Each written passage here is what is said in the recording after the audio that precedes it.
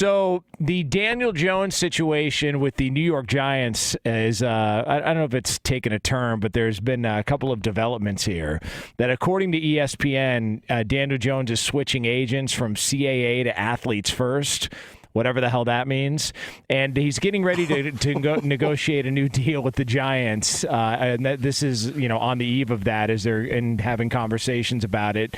And that Pro Football Talk also reported that Jones, when thrown the initial offer by the Giants, he was actually aiming towards something around $45 million a year, which apparently the Giants are not too fond of, which brings up the potential franchise tag. But that is where we stand with the Daniel Jones saga and the New York Giants this offseason as they declined his fifth-year option and they're looking to get a deal done somewhere or another. So there we go. First off, VAR, did you ever switch agents? No.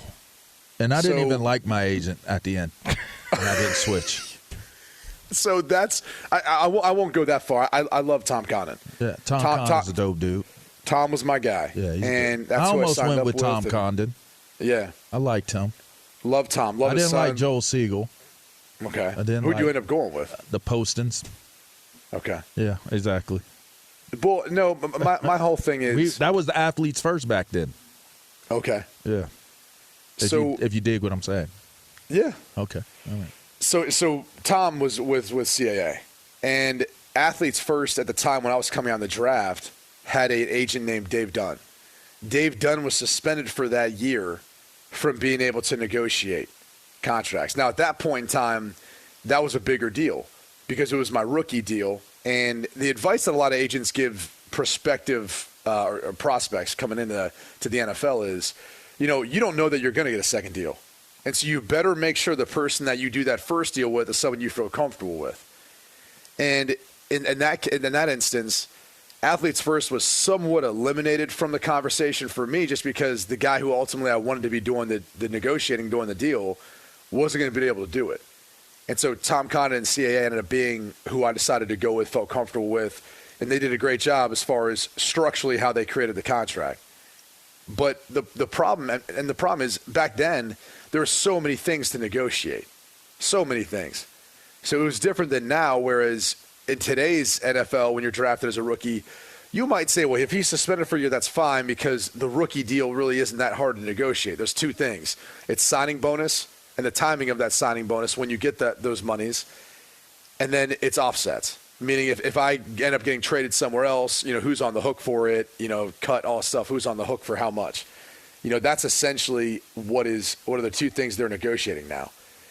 So in this case, we're not talking about a rookie, but we're talking about a guy who's at the end of his rookie deal and is choosing to change agents.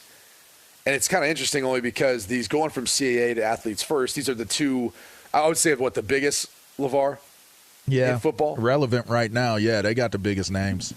And so it's almost like you're kind of jumping ship to their competitor. This is kind of like this is a big slap in the face. Like that change of agency on the cusp of what could be, whether it's, and we could talk about the franchise tag and then the difference between exclusive, non-exclusive, but this is a big deal.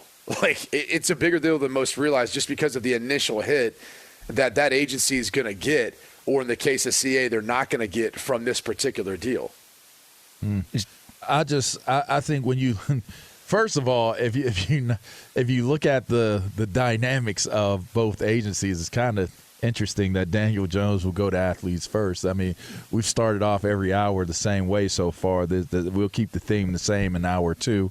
I find that to be interesting. He might be the first. First what? Quarterback of that with dark hair? Yep, that right there. Okay. And like what else outside of just his hair? What do you mean? Well, let's just say he don't look like Jalen Ramsey.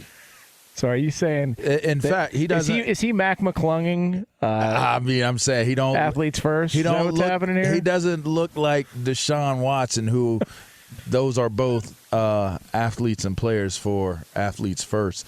Well, they've had some Daniel Jones quarterbacks in the past. I don't recall seeing them. That's why I say I don't check them that I don't check them that close. I just see here and there the stuff that pops up with guys that I know that are with like Michael Parsons is Dafiowe is with them. So I just see maybe their posts. I don't do deep dives on them. So they've had other Mac McClungs, is what you're saying. I don't know. I mean, it sounds like Q said they do. So I'm gonna take his word. They for sure have in the past. I'll take his word for it. It's a big morning for us, Brady. I mean, it's a little shady these days, though. I mean, there's a whole lot of trees covering the sun, if you ask me. These days. So let me get down to like the difference in where they're at as far as what Daniel Jones reportedly in his camp thinks he's worth. So they're saying, hey, we're worth $45 million a year. Now, he's saying this because he played well enough this season to warrant consideration for what's called the franchise tag. But you have to understand there's two different versions of it. There's the exclusive franchise tag, which would give him that $45 million approximately. That's the value that is set every year. It's the average of the top 5 quarterbacks, their salaries, and what that equates to, right? Or 120% of your previous year's salary, depending on what that number was. In this case, the top 5 average would be what Daniel Jones is aiming for because it's more. The problem is the Giants are looking at him going, yeah, but we don't feel like you're worth $45 million a year. And so here's what we're going to do. We're going to put the non-exclusive franchise tag on you. And see what your value is. The non-exclusive franchise tag number is $32.4 million. And here's what this does. So you can play for $32.4 million, fully guaranteed this year, because we've tagged you. But we're going to allow every other NFL team to potentially come in and negotiate a long-term contract with you. And then here's what happens. We have the decision. We have a decision to make. We can either choose to match that, or we can say, nope, we're going to let you go with that team. And guess what that team gives up instead? A draft pick. 2 first-round draft picks. Yeesh. So I love this move for the New York Giants. Very strategic. That's sound. It's incredibly strategic. It's probably what you're going to see a lot of teams do who have guys who are drafted in the first round that don't get their 5th-year option picked up. If Daniel Jones would have played under his 5th-year option, one, the Giants would have been in a position right now where he's playing under contract, fully guaranteed, but it would have been like 22 $24 million, something like that, somewhere in the ballpark. So, yes, they spend a little more in this case if he plays for them for a year at 32.4, but they also have the potential of a couple things. One, determining like, hey, we see this guy's $32.4 million. We don't see him being a longer-term contract guy, at least not right now. We probably want to see him do it a second year in a row before we agree to that. But they can let the market dictate that. And there's power in that because they're probably thinking to themselves, look, if we think he's not worth that, then let's see if someone else thinks he is. And if they do, okay, so be it. We have the choice to make. We can match it, and we can go with that number, or we can get 2 first-round draft picks, and we could go find his replacement easier. I think it's a great strategy. I think it puts the Giants organization in an awesome position where I thought, a few weeks ago, they were going to be in the position where they have to tag either him or Saquon and then have to work out a long-term deal, and otherwise one goes to free agency.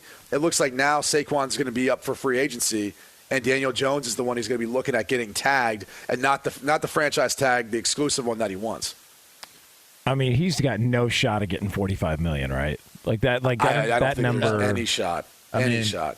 There's the chance that a team might think that he's turned the corner and can be that guy for their team. No way. I mean, I don't disagree. Because think about it. You don't have to give anything up. You don't have to give anything up to get Derek Carr or Jimmy Garoppolo. I mean, yeah, I wouldn't give up. All right, and here's the thing is, wouldn't you rather give up 2 first-round picks for Aaron Rodgers? I was about to say, now that's where I think that it's more relevant. I might pay the money, but if I got to dish out 2 first-rounders, I'm not doing that. I'm sorry. Much love, much respect to Daniel Jones, but I'm sorry. I'm not giving up 2 first-rounders for you. Nobody's going to love him as much as the Giants love him. And the Giants might not. And they love loved him so much they didn't pick up his fifth-year option. Yeah, they might not love him. They might like him. Like that's why, when the 45 number was thrown out, I was like, okay, all they right. might respect him. Have fun with that. But yeah, but I'm gonna take them 2 first-round draft picks and then just move forward. Hey.